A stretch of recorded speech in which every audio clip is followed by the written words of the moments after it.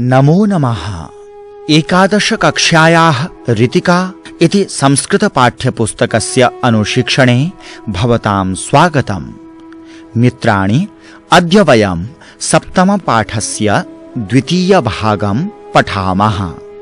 वयं पूर्वभागे भारतस्य वन्दना, विद्यायाः उपयोगिता, समयस्य महिमा च इति विषयान् पठितवन्तः। सम्प्रति परोपकारस्य गरिमा इत्यादि विषयेषु पठिष्यामः। श्लोकः अस्ति पद्माकरं दिनकरो विकचीकरोति, चन्द्रो विकासयति कैरवचक्रवालं, नाभ्यर्थितो जलधरोऽपि जलं ददाति, सन्तः स्वयं परहितेषु कृताभियोगाः। अस्य श्लोकस्य पदच्छेदं कुर्मः। पद्माकरं दिनकरः विकचीकरोति, चन्द्रः विकासयति कैरवचक्रवालं, न अभ्यर्थितः जलधरः अपि जलं ददाति, सन्तः स्वयं परहितेषु कृताभियोगाः। अधुना अन्वयम् अवगच्छामः। दिनकरः नाभ्यर्थितः सन् अपि पद्माकरं विकचीकरोति, चन्द्रः कैरवचक्रवालं विकासयति, जलधरः नाभ्यर्थितः अपि जलं ददाति, सन्तः स्वयं परहितेषु कृताभियोगाः भवन्ति। इदानीं शब्दार्थान् भावं च अवगच्छामः। दिनकरः इति दिनकर इति अकारान्त पुंलिङ्गे प्रथमा विभक्तौ एकवचने च अस्ति, अर्थात् सूर्यः अथवा प्रभाकरः इति। अभ्यर्थितः इति पदम् अभिपूर्वकम् अर्थ धातुः क्त प्रत्ययः अभ्यर्थित इति अकारान्त पुंलिङ्गे प्रथमा विभक्तौ एकवचने च अस्ति, अर्थात् याचितः अथवा याचना कृता इति। पद्माकरम् इति पद्माकर इति अकारान्त पुंलिङ्गे द्वितीया विभक्तौ एकवचने च अस्ति, अर्थात् कमलानां समूहम् इति। विकचीकरोति इति पदं विकच शब्दात् च्वी प्रत्ययः कृ धातुः लट् लकारस्य प्रथमपुरुषस्य एकवचनान्तं रूपं विद्यते, अर्थात् स्फुटितं करोति अथवा विकसितं करोति इति। चन्द्रः इति पदं चन्द्र इति अकारान्त पुंलिङ्गे प्रथमा विभक्तौ एकवचने च अस्ति, अर्थात् इन्दुः इति। कैरवचक्रवालम् इति कैरवचक्रवाल इति अकारान्त पुंलिङ्गे द्वितीया विभक्तौ एकवचने च अस्ति, अर्थात् कुमुदानां समूहम् इति। विकासयति इति पदं वि उपसर्गः कस् धातुः णिच् प्रत्ययः लट् लकारस्य प्रथमपुरुषस्य एकवचनान्तरूपं विद्यते, अर्थात् विकासं करोति इति। जलधरः इति पदं जलधर इति अकारान्त पुंलिङ्गे प्रथमा विभक्तौ एकवचने च अस्ति, अर्थात् मेघः इति। ददाति इति पदं दा धातुः लट् लकारस्य प्रथमपुरुषस्य एकवचनान्तरूपं विद्यते, अर्थात् दानं करोति इति। सन्तः इति पदं सत् इति तकारान्त पुंलिङ्गे प्रथमा विभक्तौ बहुवचने च अस्ति, अर्थात् सज्जनाः इति। परहितेषु इति पदं परहित इति अकारान्त विशेषणवाचक नपुंसकलिङ्गे सप्तमी विभक्तौ बहुवचने च अस्ति, अर्थात् परोपकारेषु इति। कृताभियोगाः इति पदं कृत अभियोगाः यैः ते अभि उपसर्गः युज् धातुः घञ् प्रत्ययः कृताभियोग इति अकारान्त पुंलिङ्गे प्रथमा विभक्तौ बहुवचने च अस्ति, अर्थात् प्रयत्ने रताः अथवा कार्ये संलग्नाः इति। अधुना भावार्थम् अवगच्छामः। सज्जनाः तथैव स्वभावतः परेषां हितं कुर्वन्ति यथा सूर्यः स्वयम् एव पङ्कजानां समूहस्य विकासं करोति, चन्द्रः स्वकिरणैः कुमुदानां विकासं करोति, तथा च मेघाः स्वयमेव जलं यच्छन्ति। एवमेव सज्जनाः अपि परेषां हितं कृत्वा लोकस्य उपकारं कुर्वन्ति। अधुना प्रश्नोत्तरमाध्यमेन भावम् अवगच्छामः। विकचीकरोति अर्थात् स्फुटितं करोति। कः विकचीकरोति? सूर्यः विकचीकरोति। सूर्यः कं विकचीकरोति? सूर्यः पद्माकरं विकचीकरोति। पद्माकरम् इत्यनेन कः आशयः अस्ति? पद्माकरम् इत्यनेन आशयः कमलानां समूहम् इति अस्ति। सूर्यः पद्माकरं कथं विकचीकरोति? सूर्यः पद्माकरं स्वभावेन विकचीकरोति। कैरवचक्रवालम् इत्यनेन कः अभिप्रायः अस्ति? कैरवचक्रवालम् इत्यनेन कुमुदानां समूहः इति अभिप्रायः अस्ति। विकासयति अर्थात् विकासं करोति। कः कुमुदानां समूहस्य विकासं करोति? चन्द्रः कुमुदानां समूहस्य विकासं करोति। चन्द्रः कुमुदानां समूहस्य विकासं कथं करोति? चन्द्रः कुमुदानां समूहस्य विकासं स्वभावेन करोति। ददाति। कः जलं ददाति? जलधरः जलं ददाति। जलधरः इत्यनेन कः अभिप्रायः अस्ति? जलधरः इत्यनेन मेघः इति अभिप्रायः अस्ति। मेघः जलं कथं ददाति? मेघः जलं स्वभावेन ददाति। सज्जनाः कीदृशाः भवन्ति? सज्जनाः प्रयत्नशीलाः, कार्ये संलग्नाः च भवन्ति। कृताभियोगाः इत्यनेन कः अभिप्रायः अस्ति? कृताभियोगाः इत्यनेन कार्ये संलग्नाः इति अभिप्रायः अस्ति। सज्जनाः केषु कार्येषु संलग्नाः भवन्ति? सज्जनाः परोपकारेषु संलग्नाः भवन्ति। सज्जनाः परोपकारेषु कथं संलग्नाः भवन्ति? सज्जनाः परोपकारेषु स्वभावेन संलग्नाः भवन्ति। परोपकारेषु के संलग्नाः भवन्ति? परोपकारेषु सूर्य, चन्द्र, मेघ सन्तः संलग्नाः भवन्ति।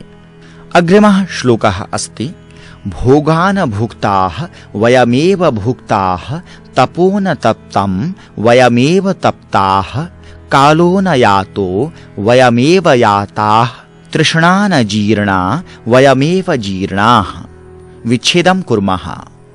भोगाः न भुक्ताः वयम् एव भुक्ताः तपः न तप्तं वयम् एव तप्ताः कालः न यातः वयम् एव याताः तृष्णा न जीर्णा वयम् एव जीर्णाः। इदानीम् अन्वयं पश्यामः। भोगाः न भुक्ताः वयम् एव भुक्ताः तपः न तप्तं वयम् एव तप्ताः कालः न यातः वयम् एव याताः तृष्णा न जीर्णा वयम् एव जीर्णाः। इदानीं शब्दार्थान् भावं च अवगच्छामः। भोगाः इति पदं भुज् धातुः घञ् प्रत्ययः भोग इति अकारान्त पुंलिङ्गे प्रथमा विभक्तौ बहुवचने च अस्ति, अर्थात् आहाराः अथवा भोजनानि इति। भुक्ताः इति पदं भुज् धातुः क्त प्रत्ययः भुक्त अकारान्त पुंलिङ्गे प्रथमा विभक्तौ बहुवचने च अस्ति, अर्थात् खादिताः भोजनानि कृतानि इति। तपः इति पदं तपस् इति सकारान्त नपुंसकलिङ्गे प्रथमा विभक्तौ एकवचने च अस्ति, अर्थात् ऊष्मा अथवा तपस्या इति। तप्तम् इति पदं तप् धातुः क्त प्रत्ययः तप्त इति अकारान्त विशेषणवाचक नपुंसकलिङ्गे प्रथमा विभक्तौ एकवचने च अस्ति, अर्थात् प्रज्वलितम् अथवा दग्धम् इति। तप्ताः इति पदं तप् धातुः क्त प्रत्ययः तप्त इति अकारान्त पुंलिङ्गे प्रथमा विभक्तौ बहुवचने च अस्ति, अर्थात् प्रज्वलिताः दग्धाः इति। कालः इति पदं काल इति अकारान्त पुंलिङ्गे प्रथमा विभक्तौ एकवचने च अस्ति, अर्थात् समयः इति। यातः इति पदं या धातुः क्त प्रत्ययः यात् इति अकारान्त विशेषणवाचक पुंलिङ्गे प्रथमा विभक्तौ एकवचने च अस्ति, अर्थात् अगच्छत् इति। याताः इति पदं या धातुः क्त प्रत्ययः यात् इति अकारान्त विशेषणवाचक पुंलिङ्गे प्रथमा विभक्तौ बहुवचने च अस्ति, अर्थात् अगच्छाम इत्यर्थे। तृष्णा इति पदं तृष् धातुः क्त प्रत्ययः तृष्णा इति आकारान्त स्त्रीलिङ्गे प्रथमा विभक्तौ एकवचने च अस्ति, अर्थात् लोभः लिप्सा वा इति। जीर्णा इति पदं ज्री धातुः क्त प्रत्ययः जीर्णा इति आकारान्त विशेषणवाचक स्त्रीलिङ्गे प्रथमा विभक्तौ एकवचने च अस्ति, अर्थात् प्राचीना अथवा वृद्धा इति।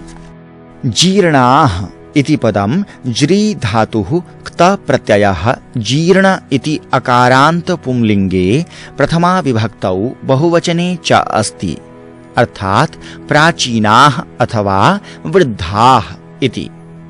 अधुना भावार्थं पश्यामः। मनुष्यस्य जीवनकालः स्वल्पः अस्ति, किन्तु तृष्णाः अनन्ताः सन्ति। अस्मिन् स्वल्पकाले वयं ताः भोक्तुं समर्थाः न।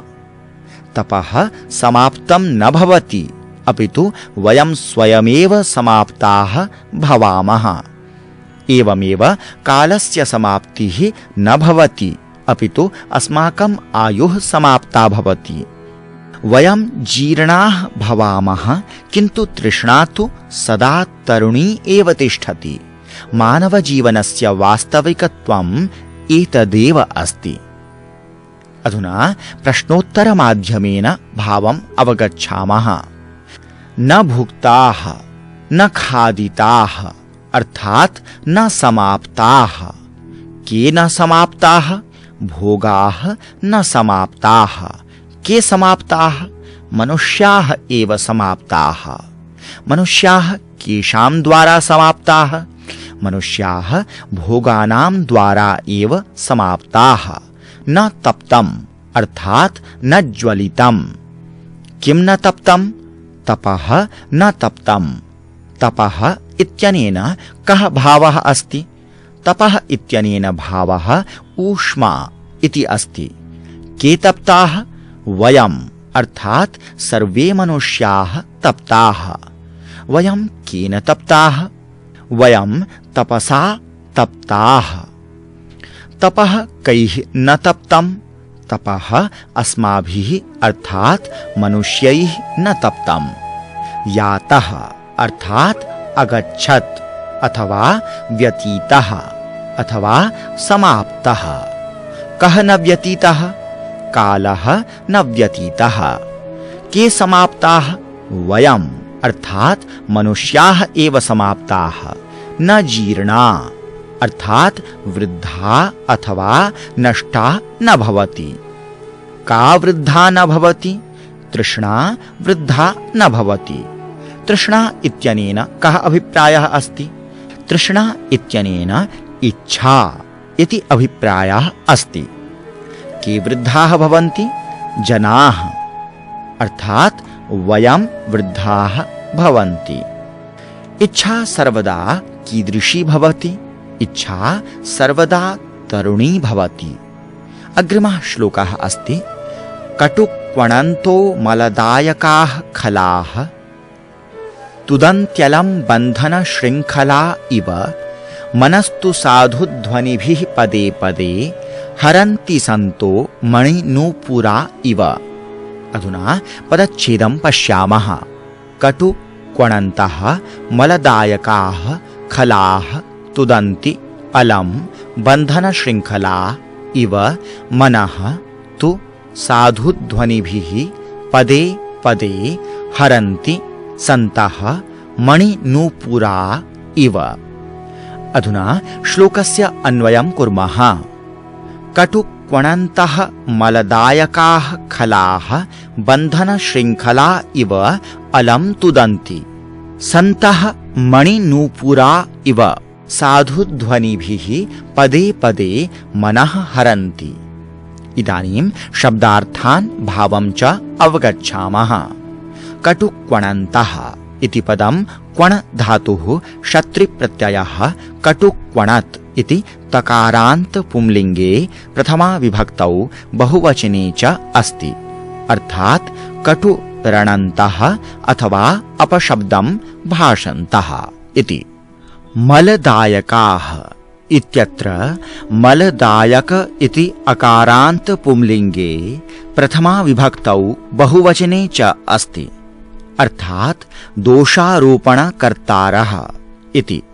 खलाः इति पदं खल इति अकारान्त पुंलिङ्गे प्रथमा विभक्तौ बहुवचने च अस्ति। अर्थात् दुष्टाः अथवा दुर्जनाः इति। तुदन्ति इति पदं तुद् धातुः लट् लकारस्य प्रथमपुरुषस्य बहुवचनान्तरूपं विद्यते। अर्थात् कष्टं ददति इति।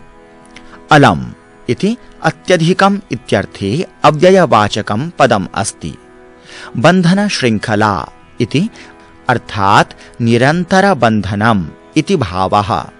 मनः इति पदं मनस् इति सकारान्त नपुंसकलिङ्गे प्रथमा विभक्तौ एकवचने च अस्ति। अर्थात् हृदयम् इति। साधुध्वनिभिः इति पदं साधुध्वनि इति इकारान्त पुंलिङ्गे तृतीया विभक्तौ बहुवचने च अस्ति। अर्थात् मधुरशब्दैः इति। पदे पदे इति पदं पद इति अकारान्त नपुंसकलिङ्गे सप्तमी विभक्तौ एकवचने च अस्ति। अर्थात् क्षणे क्षणे इति भावः। हरन्ति इति पदं हर धातुः लट् लकारस्य प्रथमपुरुषस्य बहुवचनान्तरूपं विद्यते। अर्थात् नयन्ति इति। सन्ति इति पदं अस् धातुः लट् लकारस्य प्रथमपुरुषस्य बहुवचनान्तरूपं विद्यते। अर्थात् वर्तन्ते इति भावः। मणिनूपुराः इत्यत्र मणिनूपुर इति अकारान्त पुंलिङ्गे प्रथमा विभक्तौ बहुवचने च अस्ति। अर्थात् मणिजटितनूपुराः इति भावः। इव इति सदृशः इत्यर्थे अव्ययपदम् अस्ति। अधुना श्लोकस्य भावार्थं पश्यामः। संसारे सज्जनाः अपि सन्ति दुर्जनाः अपि सन्ति। तयोः व्यवहारे महान् भेदः भवति। दुर्जनाः कटुवचनानि वदन्ति दुर्व्यवहारं च कुर्वन्ति। ते बद्धशृङ्खला इव सर्वजनान् पीडयन्ति। किन्तु सज्जनाः मणिनूपुरस्य सङ्गीतम् इव मधुरशब्दैः प्रतिक्षणं जनानां मनः हरन्ति प्रियं च कुर्वन्ति। अधुना प्रश्नोत्तरमाध्यमेन श्लोकस्य भावम् अवगच्छामः। तुदन्ति अर्थात् कष्टं यच्छन्ति। कष्टं के यच्छन्ति? कष्टं दुर्जनाः यच्छन्ति। कीदृशाः दुर्जनाः कष्टं यच्छन्ति? मलदायकाः दुर्जनाः कष्टं यच्छन्ति। मलदायकाः इत्यनेन कः आशयः अस्ति? मलदायकाः इत्यनेन दोषारोपणकर्तारः इति आशयः अस्ति। मलदायकाः दुर्जनाः कियद् कष्टं यच्छन्ति? मलदायकाः दुर्जनाः अधिकं कष्टं यच्छन्ति। किं कुर्वन्तः मलदायकाः दुर्जनाः अधिकं कष्टं यच्छन्ति? अपशब्दं भाषमाणाः मलदायकाः दुर्जनाः अधिकं कष्टं यच्छन्ति। अपशब्दं भाषमाणाः मलदायकाः दुर्जनाः कीदृशं कष्टं यच्छन्ति? अपशब्दं भाषमाणाः मलदायकाः दुर्जनाः बन्धनशृङ्खला इव कष्टं यच्छन्ति। बन्धनशृङ्खला इत्यनेन कः भावः अस्ति? बन्धनशृङ्खला इत्यनेन बद्धशृङ्खला इव इति भावः अस्ति। हरन्ति अर्थात् नयन्ति।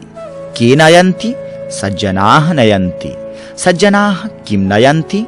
सज्जनाः मनः नयन्ति। सज्जनाः कैः मनः नयन्ति? सज्जनाः मधुरवचनैः मनः नयन्ति। सज्जनाः कीदृशैः मधुरवचनैः मनः नयन्ति? सज्जनाः मणिनूपुराः इव मधुरवचनैः मनः नयन्ति। मणिनूपुराः इत्यनेन कः अभिप्रायः अस्ति? मणिनूपुराः इत्यनेन मणिजटितनूपुराः इति अभिप्रायः अस्ति। सज्जनाः मणिनूपुराः इव मधुरवचनैः मनः कदा नयन्ति? सज्जनाः मणिनूपुराः इव मधुरवचनैः मनः क्षणे क्षणे नयन्ति। अग्रिमः श्लोकः अस्ति तर्को प्रतिष्ठः श्रुतयो विभिन्नाः नैको मुनिर्यस्य मतं प्रमाणं धर्मस्य तत्त्वं निहितं गुहायां महाजनो येन गतः सपन्थाः। सम्प्रति पदच्छेदं कुर्मः। तर्कः अप्रतिष्ठः श्रुतयः विभिन्नाः न एकः मुनिः यस्य मतं प्रमाणं धर्मस्य तत्त्वं निहितं गुहायां महाजनः येन गतः सः पन्थाः। अधुना श्लोकस्य अन्वयं पश्यामः। तर्कः अप्रतिष्ठः अस्ति। श्रुतयः विभिन्नाः सन्ति। एकः मुनिः न अस्ति यस्य मतं प्रमाणं भवेत्। धर्मस्य तत्त्वं गुहायां निहितं येन महाजनः गतः सः पन्थाः। इदानीं शब्दार्थान् भावं च अवगच्छामः। तर्कः इति पदं तर्क इति अकारान्त पुंलिङ्गे प्रथमा विभक्तौ एकवचने च अस्ति। अर्थात् ऊहा अथवा वादविवादः इति। अप्रतिष्ठः इति पदं न प्रतिष्ठा यस्य सः इति अप्रतिष्ठः बहुव्रीहि समासः अस्ति। अप्रतिष्ठ इति अकारान्त विशेषणवाचकपदं प्रथमा विभक्तौ एकवचने च अस्ति। अर्थात् प्रतिष्ठा रहितः यः सुनिश्चितः नास्ति इति। श्रुतयः इति पदं श्रु धातुः क्तिन् प्रत्ययः श्रुति इति इकारान्त स्त्रीलिङ्गे प्रथमा विभक्तौ बहुवचने च अस्ति। अर्थात् वेदाः इति। विभिन्नाः इति पदं वि उपसर्गः भिद् धातुः क्त प्रत्ययः विभिन्ना इति आकारान्त स्त्रीलिङ्गे प्रथमा विभक्तौ बहुवचने च अस्ति। अर्थात् विविधाः इति। मुनिः इति पदं मुनि इति इकारान्त पुंलिङ्गे प्रथमा विभक्तौ एकवचने च अस्ति। अर्थात् ऋषिः इति। यस्य इति पदं यद् इति दकारान्त सर्वनाम पुंलिङ्गे षष्ठी विभक्तौ एकवचने च अस्ति। अर्थात् मुनेः इति। मतम् इति पदं मन् धातुः क्त प्रत्ययः मत इति अकारान्त नपुंसकलिङ्गे प्रथमा विभक्तौ एकवचने च अस्ति। अर्थात् विचारः इति। प्रमाणम् इति पदं प्र उपसर्गः मा धातुः ल्युट् प्रत्ययः प्रमाण इति अकारान्त नपुंसकलिङ्गे प्रथमा विभक्तौ एकवचने च अस्ति। अर्थात् सिद्धम् अथवा सिद्धान्तम् इति। धर्मस्य इति पदं धर्म इति अकारान्त पुंलिङ्गे षष्ठी विभक्तौ एकवचने च अस्ति। अर्थात् कर्तव्यस्य इति। तत्त्वम् इति पदं तत्त्व इति अकारान्त नपुंसकलिङ्गे प्रथमा विभक्तौ एकवचने च अस्ति, अर्थात् वास्तविकरूपम् इति। निहितम् इति पदं नि उपसर्गः धा धातुः क्त प्रत्ययः निहित इति अकारान्त विशेषणवाचकपदस्य प्रथमान्तैकवचनरूपं विद्यते, अर्थात् गूढम् अथवा अपिहितम् इति। गुहायाम् इति पदं गुहा इति आकारान्त स्त्रीलिङ्गे सप्तमी विभक्तौ एकवचने च विद्यते, अर्थात् अन्तःस्थले अथवा हृदये इति। अधुना श्लोकस्य भावार्थम् अवगच्छामः। संसारे अनेकानि शास्त्राणि सन्ति, ऋषयः अपि बहवः सन्ति, अतः केवलम् एकस्य एव ऋषेः अथवा एकस्य एव शास्त्रस्य कथनं सिद्धान्तरूपेण स्वीकर्तुं न शक्यते। तर्कस्य स्वरूपम् अपि सुनिश्चितं न अस्ति। वस्तुतः धर्मस्य वास्तविकं स्वरूपं हृदयस्य अतीव गुप्तस्थाने विद्यमानम् अस्ति। अतः अस्मिन् सन्दर्भे विद्वद्भिः चितः मार्गः एव अस्माकं कृते श्रेयस्करः मार्गः भवति। अधुना प्रश्नोत्तरमाध्यमेन भावम् अवगच्छामः। अप्रतिष्ठः अर्थात् सुनिश्चितः नास्ति। किं सुनिश्चितं नास्ति? तर्कस्य स्वरूपं सुनिश्चितं न अस्ति। तर्कस्य स्वरूपं कस्मात् कारणात् सुनिश्चितं न अस्ति? शास्त्राणि विभिन्नानि सन्ति, मुनयः अपि बहवः सन्ति इति। एतस्मात् कारणात् तर्कस्य स्वरूपं सुनिश्चितं न अस्ति। शास्त्राणि कति सन्ति? शास्त्राणि अनेकानि सन्ति। ऋषयः कति सन्ति? बहवः ऋषयः सन्ति। यस्य इति सर्वनामपदं कस्मै प्रयुक्तं? यस्य इति सर्वनामपदं मुनये प्रयुक्तं। निहितम् अर्थात् गूढम्। किं निहितम् अस्ति? वास्तविकरूपं निहितम् अस्ति। कस्य वास्तविकरूपं निहितम् अस्ति? धर्मस्य वास्तविकरूपं निहितम् अस्ति। धर्मस्य वास्तविकं स्वरूपं कुत्र निहितम् अस्ति? धर्मस्य वास्तविकं स्वरूपं गुहायां निहितम् अस्ति। गुहायाम् इत्यनेन कः आशयः अस्ति? गुहायाम् इत्यनेन अन्तःस्थले इति आशयः अस्ति। धर्मस्य विषये कः मार्गः श्रेष्ठः अस्ति?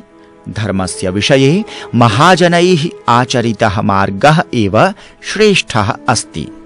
अत्र महाजनः इत्यनेन कः भावः अस्ति? अत्र महाजनः इत्यनेन उत्तमाः श्रेष्ठाः च जनाः इति भावः अस्ति। एतस्य पाठस्य क्रियापदानाम् अव्ययानां विशेषणविशेषणानां च वाचनं कुर्मः। क्रियापदानि: गायन्ति, भवन्ति, विशदीकरोति, प्रखरीकरोति, आदधाति, प्राप्यते, विकचीकरोति, विकासयति, ददाति, तुदन्ति, हरन्ति। अव्ययानि: किल, तु, भूयः, अथ, इह, हि, अपि, स्वयं, न, एव, कटु, अलम्, इव, पदे पदे। कानिचन विशेष्य विशेषणानि: पुरुषाः धन्याः, धियं कर्तव्यपालनपराम्, द्रव्यं नष्टं, विद्या नष्टा, आरोग्यं नष्टं, वेला नष्टा या गता सा गता, जलधरः अभ्यर्थितः, सन्तः कृताभियोगाः, भोगा भुक्ताः, वयं भुक्ताः, तपः तप्तं, वयं तप्ताः, कालः यातः, वयं याताः, तृष्णा जीर्णा, वयं जीर्णाः, खलाः, कटुक्वणन्तः मलदायकाः, अतर्कः अप्रतिष्ठः श्रुतयः विभिन्नाः तत्त्वं निहितं महाजनः गतः। मित्राणि, सप्तमः पाठः अत्र समाप्तः। अग्रिमे पाठे पुनः मिलामः। धन्यवादः।